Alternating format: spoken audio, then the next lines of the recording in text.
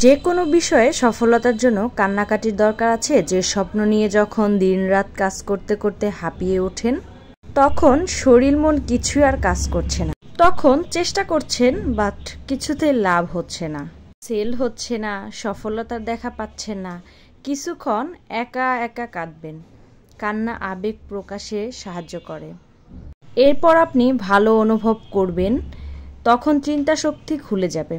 তারপর ওই বিষয়টা নিয়ে পর্যালোচনা করুন, ক্রিটিক্যালি বিচার বিবেচনা করুন, কোথায় গলত, কোথায় ঘাটতি, কোথায় আরও মার্কেট রিচার্জ দরকার, এবং এই বিষয়গুলি নিয়ে কিছু পয়েন্ট নোট করুন। আর কি কি বিকল্প প্রস্তুতি নেওয়া যেতে পারে, কোথায় কথা দক্ষতা বাড়ানো দরকার, এটা নিয়ে ভাবনা শুরু করুন ও নেমে পড়ুন।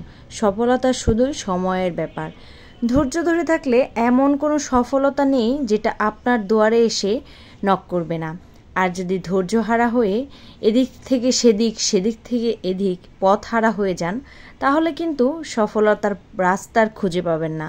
সফলতার রাস্তা খুঁজে পেতে অনেক বেশি কষ্ট হয়ে যাবে। তখন হাজার কান্নাকাটি করলেও দেখবেন কি আপনি সফলতার রাস্তার খুঁজে পাচ্ছেন না। তাই জীবনে চলার পথে যদি একবার হারিয়ে যান, তাহলে কিন্তু আর পিছে ফিরে আসার সম্ভাবনা নেই এবং নিজের গন্তব্যস্থলে পৌঁছানোরও সম্ভাবনা নেই। আমি একটা জিনিস অনেক শিখেছি এই 1.5 বছরের মধ্যে। নিজে স্ট্রাগল করতে করতে অনেক কিছুই বুঝেছি, অনেক কিছু জেনেছি যেটা আমি কিছুই জানতাম না। একটা সময় বেকার বসে থাকতাম, বাট এখন বেকার আর বসে থাকার ইচ্ছা নেই এবং বেকার বসে থাকার ভাবনাটাও আসে না।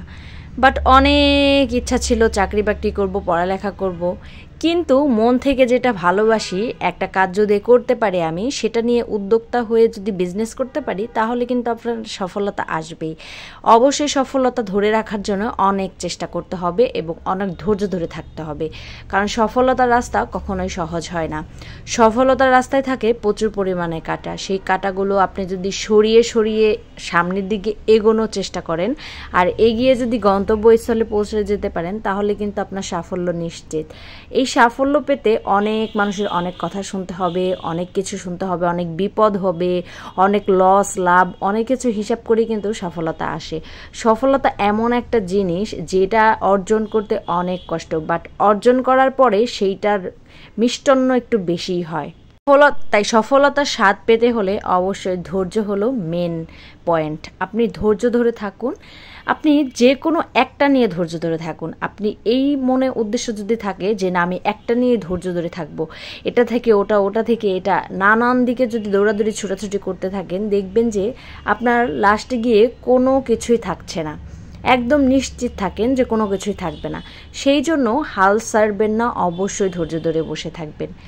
আজকে বিজনেসটা নিজের হাত পায়ে দাঁড় করিয়েছি, একদিন এই ছোট বিজনেসটা অনেক বড় হবে ইনশাল্লাহ। আমি যদি চেষ্টা করি, আমার মনোবল যদি থাকে, আমি নিজের কাজে যদি নিজের মনোবল বেড়ে যায়, নিজে যদি শক্তি থাকে মনের মধ্যে যে না আমি আরও বড় কিছু করতে পারবো, তখন কিন্তু আমি বড় কিছুই করতে পারবো।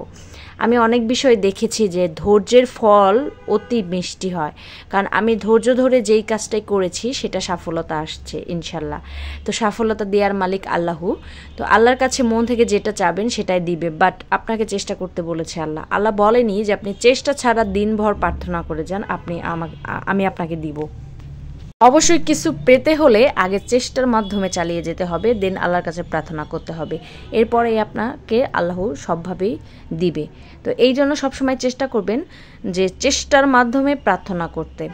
আল্লাহ তার বান্দাকে কখনোই খালি হাতে ফেরান না। তো আমি যেমন সফলতা ধরেছি, সফলতা পেয়েছি আলহামদুলিল্লাহ, তো আপনারা অনেকভাবেই সফলতা পাবেন। আজকে আমি অনলাইনের মাধ্যমে বিজনেস করে ইনকাম করতে পারছি, অনলাইনের মাধ্যমে ভিডিও আপলোড করে ইনকাম করতে পারছি। আপনি যখন ইনকাম করা শিখে যাবেন একবার, চেষ্টা করতে করতে ধৈর্য ধরতে ধরতে, তখন আপনি 4 সাইড থেকে ইনকাম করতে পারবেন। তখন কিন্তু আপনার ইনকামের রাস্তা অনেক সহজ হয়ে যাবে। আপনার একটা রাস্তা ধরে বসে থাকতে হবে না, আপনার সামনে থাকবে হাজারো রাস্তা খোলা থাকবে। শুধুমাত্র একটা পরিশ্রমের রাস্তা সফলতায় আনুন, দেখবেন যে আপনার একটার সঙ্গে 10টা রাস্তা খুলে গিয়েছে। তখন কিন্তু ওই 10টা রাস্তা দিয়েই আপনি সুন্দর করে ইনকাম করতে পারবেন। এইটা আমি নিজে থেকে বলছি, আমার নিজের অভিজ্ঞতা থেকে বলছি। তো ধৈর্য, মানুষের অনেক কথা অনেক কিছু শোনার পরেও কিন্তু আমি ধৈর্য ধরেছিলাম। বাট এখন যখন সফলতা আসছে তখন কিন্তু মানুষের ওই পিছের কথাগুলো আর মনে পড়ে না, বরঞ্চ এখন মনে হয় যারা কটু কথা বলেছে, যারা অনেক কিছু বলেছে, তাদেরকে নিয়েই সামনের দিকে এগোই, তাদেরকে নিয়েই সামনের সফলতাগুলো আমরা উপভোগ করি, এটা কিন্তু মনে হয়। এই জন্য মানুষের উপর রাগ করতে হয় না, মানুষের কথা ধরে রাখতে হয় না, এবং কে কি বলল সেইটা গায়ে মাখতে হয় না। কারণ মানুষের কথা যদি গায়ে মাখেন, জীবন আপনি উঠে দাঁড়াতে পারবেন না, সারাটা জীবনই আপনার মাটিতে পড়ে থাকতে হবে।